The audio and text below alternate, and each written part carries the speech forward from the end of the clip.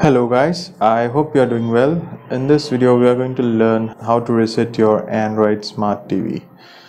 So if you are giving away your Smart TV or if you are selling your device, what you can do is you should reset your information or existing data before giving away or selling off your TV. So in order to reset, go to the gear icon at the top here, and under the device preferences just go to the extreme bottom and you have this option called as reset.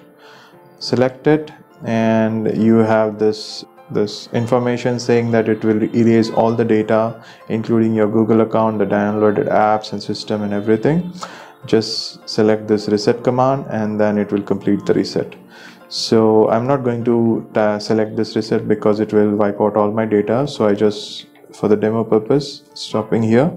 And if you select this reset, then the data will be erased. I hope this helps. Let me know if you guys have any questions around it.